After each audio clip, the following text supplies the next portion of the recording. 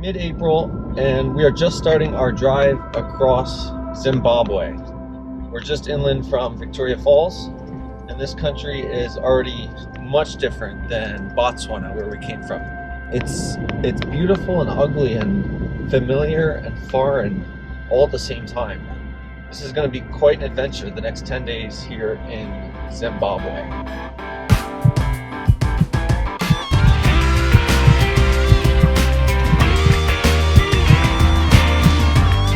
Hello from Zimbabwe!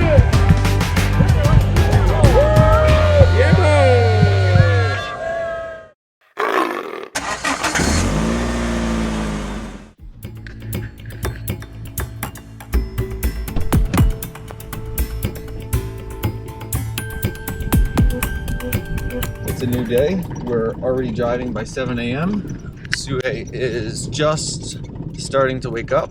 I'm not sure how she's sleeping. We're gonna see how long it takes to get to Harare. We have about 100 miles left on this extremely bumpy road.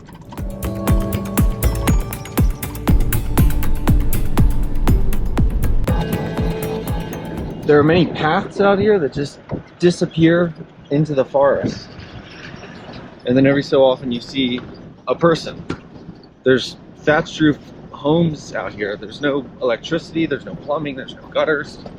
People don't have cars, they don't have motorcycles, they don't even have bicycles. It's like 100 miles to any town. But they live out here in a Stone Age agricultural existence. It's remarkable how hardy and tough some of these people are.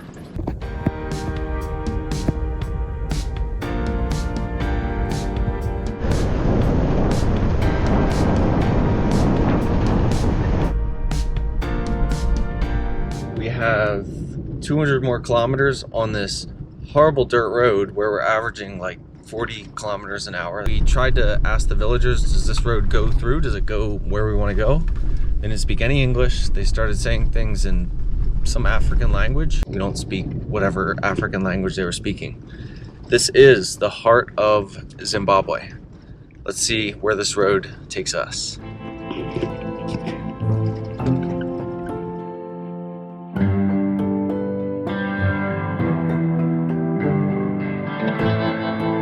This is a baobab tree. They live for 3,000 years. They're absolutely majestic. We're driving past hundreds of them on the road to Lupain. Let's keep driving.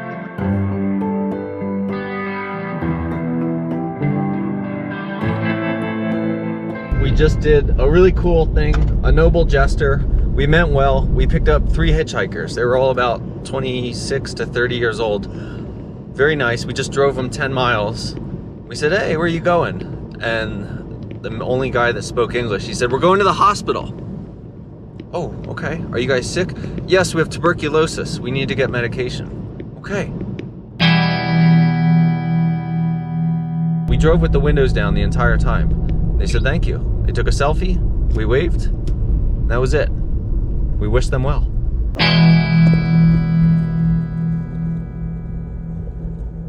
I went to the supermarket and got a dozen of eggs because it's you get 6 eggs for $1.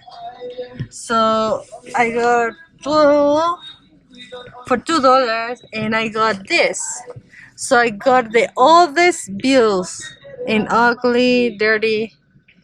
And it's a $2 bill. And it's from the $2 bill is from 2017. That's old. We're eating lunch. It was hard to find a spot where we could pull over, set up a table and cook where there's no people. Zimbabweans are great. They're all friendly, but you know, ultimately when you cook, you want some privacy so people don't stare at you and ask for food or ask for money or whatever. Again, they're very, very nice, but we wanted privacy. So we finally found the spot. We're cooking. We're off the main road, and literally after 2 minutes, 3 guys just like appeared out of the bushes with like shovels and spades, and then they walked away without asking anything. Making eggs with beans, Mexican style. The road just keeps getting smaller.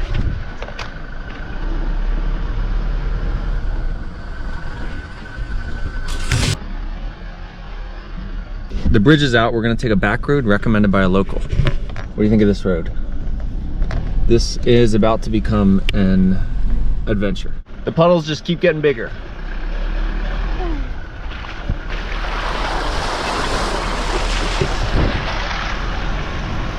The scary thing is when you go through them, you have no idea how deep they're gonna be.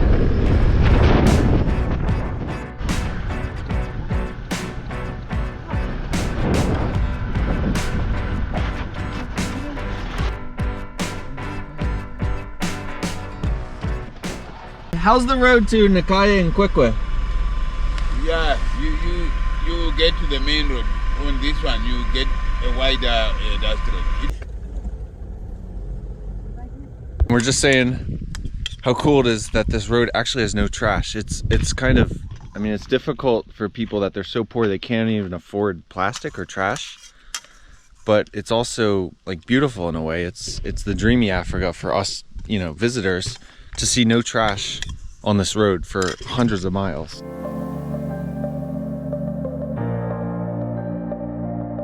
We finally made it to Harare here in the capital, and this is a world away from the Africa that we just traveled through. Look at this city.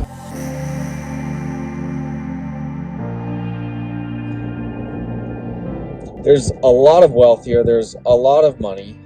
Some locals have told us it's Chinese people that have the wealth. They've told us it's just white people. They've told us there's plenty of black Zimbabweans that have the wealth. It comes from corruption, from importation, from all these things, but no one is really sure. Let's see what the city has to offer. The whole city here of Harare, as we drive and walk around it, it feels really like ex-colonial, I guess, because it is. It's like a well-designed city with just a lot of infrastructure that's falling apart. There's no trash pickup. The street lights don't work at all. There's just a lot of despondency on the streets, yet the streets are really well paved. It is fairly well organized. You can drink the tap water. There's signs of wealth that once was, and now there's not. Life is hard. There's a lot of good people here, but life is hard for them. And the future of Zimbabwe, I'm not sure what it is. So downtown here, we're on First Street. This is like the pedestrian area. One of the things you notice is everyone is selling the same thing. They're all selling shoes. It's just endless shoe vendors everywhere. The reality in Africa and a lot of places, it's hard to make a living. It's really hard, but to me, it's a lot harder to make a living when you're trying to sell the exact same thing as 500 other people on the same block. This is one of the many puzzling questions we have about Africa. Why enter business when the market is already saturated? The city here of Harare, it feels safe enough, but I'd still put it on par with Johannesburg. You're just not human if you don't feel like you should keep an eye over your shoulder at all times. And now it's 5 p.m. It's starting to get dark. We're gonna head back to the car and get out of here because I don't know what happens after dark. It might get a little sketchy. We see the vendors are frantically starting to pack up as nightfall approaches, and we're gonna follow their lead. Right now we're looking for local food. Africans, they don't have local food. So I don't know why, but everybody likes just this. Chips with chicken. It could be fried, it could be grilled, but I think that's local food. This chicken has like a special herbs for sure. It tastes so different. So it's good.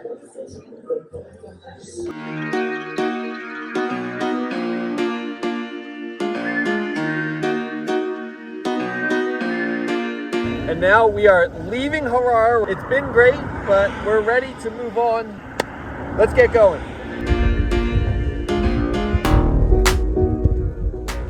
We just got to the campground here in Chinhoyi, and it's filled with baboons. There's like at least 100 baboons. One of the locals said, "So many baboons, making so many baby baboons." We're just sitting here in the long evening, observing these baboons as they groom each other, as they run around like wild, as they climb things, as they fight with each other. They're very mischievous. Baboons are really remarkable because they can live in like any environment in Africa. They can live in deserts where it's super hot, hardly ever rains, it's mostly sand. Then they can live in jungles, like kind of like where we are. and they adapt and they thrive in it. They play all day, which means they have a caloric surplus. They get more than enough to eat in any environment. They're not on the brink of survival most of the time.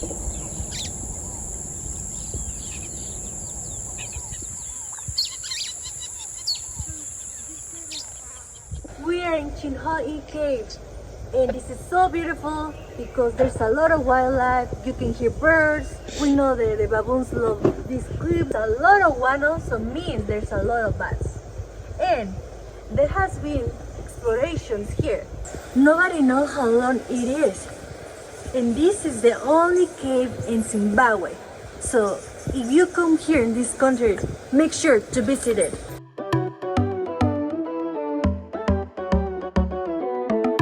One of the neatest places in Zimbabwe.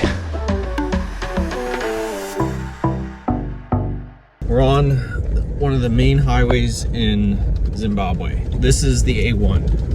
This is the main highway. It's what connects Harare to Zambia. And it's horrible.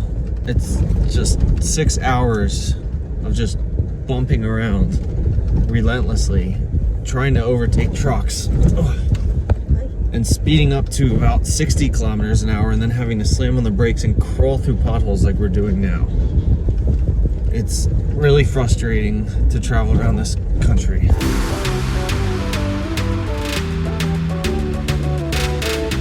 We're ready to move on to our next country of Zambia.